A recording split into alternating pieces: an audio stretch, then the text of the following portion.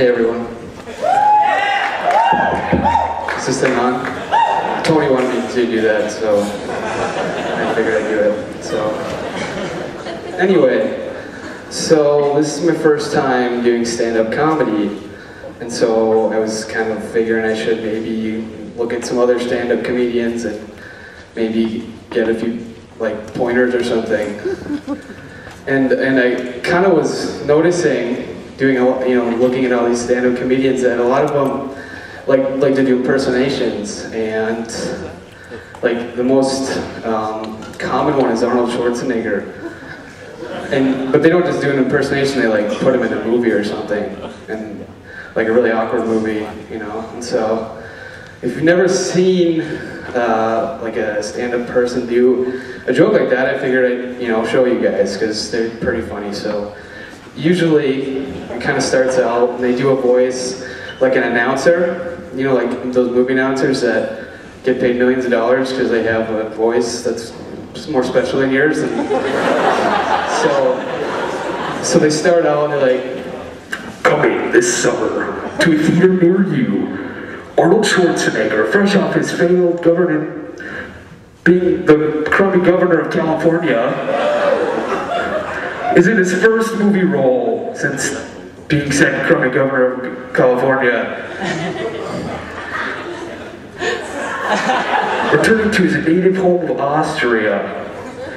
Arnold is back," and at this point in the joke, you're like, okay, well, this is probably going to be pretty, stunning. Arnold's back in Austria, where he started out as like a model, and so you're like, this is probably going to be pretty epic. And so then the announcer finishes up, and the camera's zooming in on some mountains, and you see Arnold Schwarzenegger in a dress. He's like, "The hills are alive with the sound of music."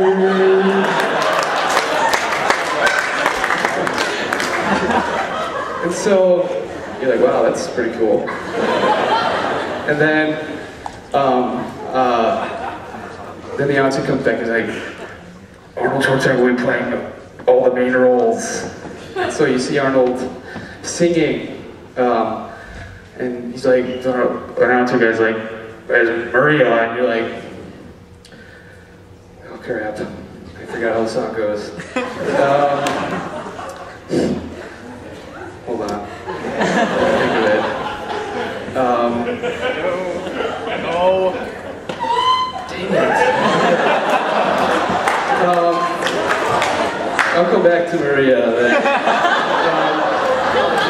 Colonel Von Trump.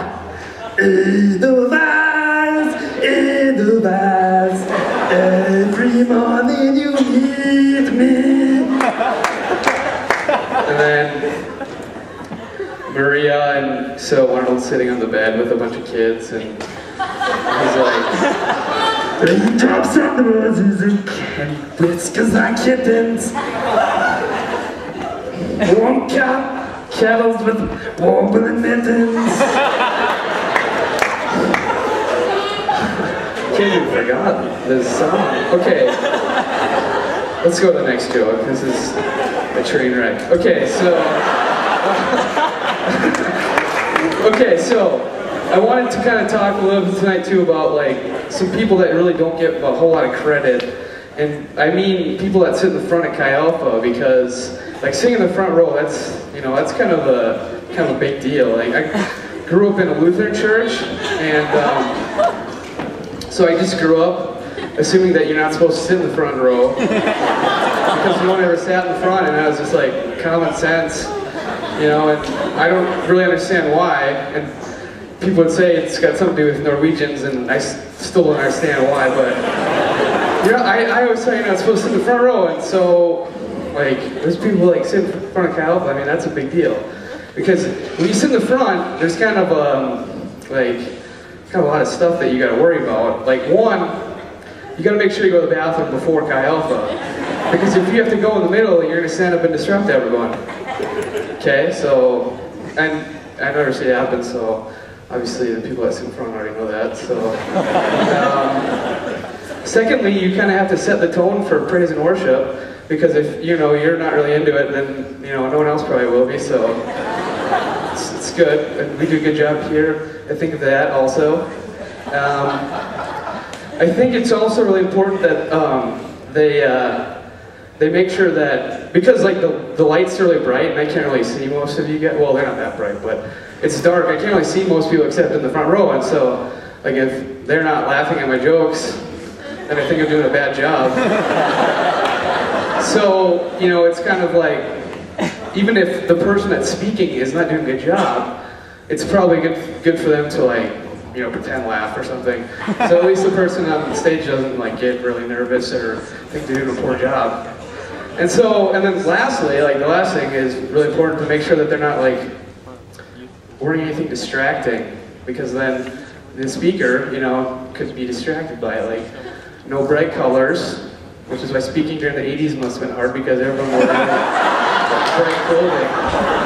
Everybody is just, you're like, wow, that's really flamboyant, and I mean, that had to be tough. And I think also, those shirts that people wear sometimes, like, they just have like these really snarky comments. They're like, how do you keep a moron busy? Look at the back of my shirt. And on the back it says, how do you keep a moron busy? Look at the front of my shirt. But the speaker's probably like, oh my gosh, how do you keep a moron? And then they're probably waiting for the guy to like turn around and look in the back, so how do you keep a moron busy? So I want to thank you guys that sit in the front, because you guys do a really good job. So no one's wearing any, well, Rachel's got a pink shirt on, that's kind of bright, but it's not that bad, don't worry.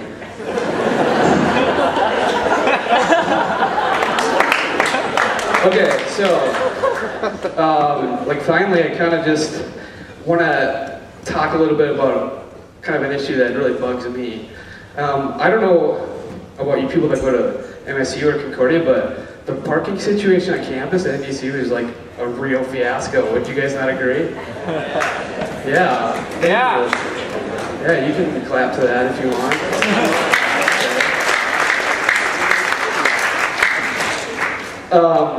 Because I mean parking's not, I mean there's like a lot of places to park and everything, but the parking cops are just horrible.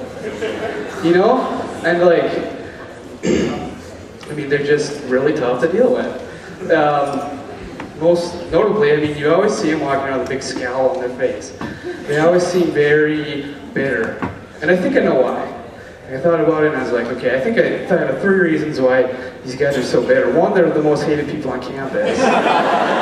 Nobody likes these parking guys. And I don't think I would like that very much, so I would give me a reason to frown at work. Number 2, they probably are bugged by the fact that they're working at a college, and to do that job you probably didn't need to go to college, so I don't know, maybe they went to college. It's kind of a tough economy right now, so you kind of have to do what you can, but I'm just saying, it's not that hard. And the third thing is these guys, they probably feel like they don't get any respect. You know what I'm saying? Because they're not really that intimidating either. You're like, I'm not really scared of these guys. Like if you really want to stop people from parking illegally on campus, you should probably be more intimidating.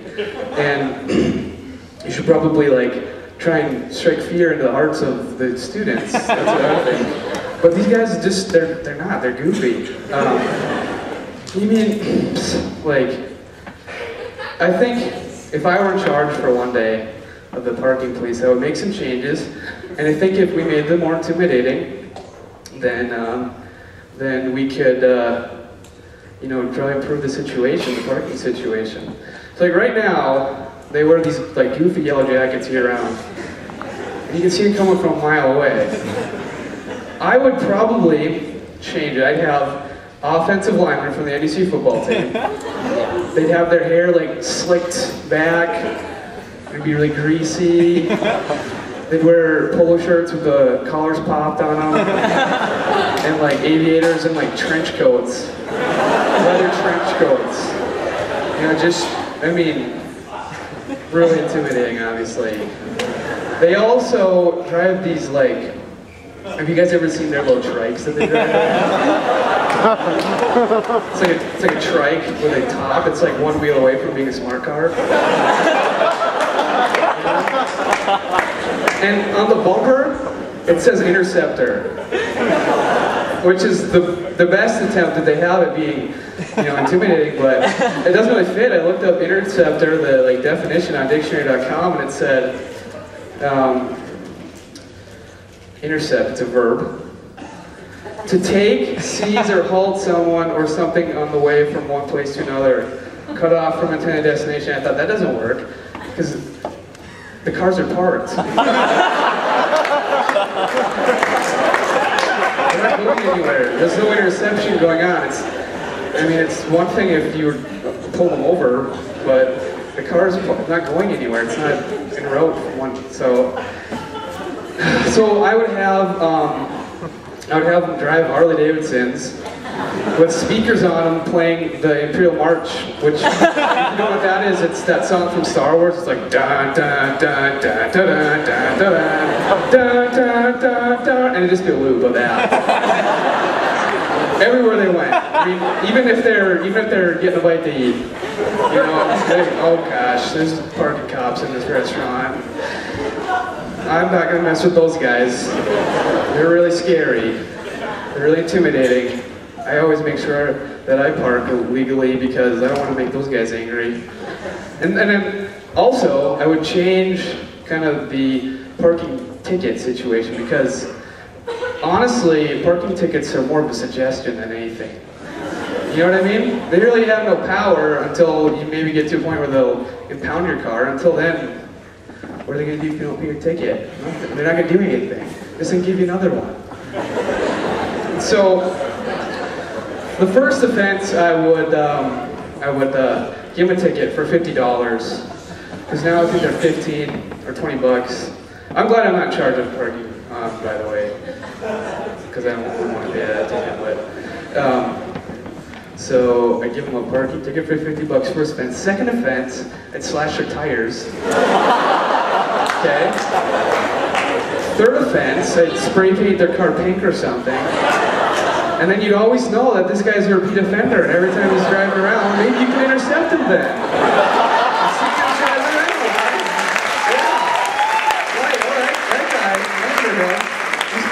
That guy, that car last week, yeah.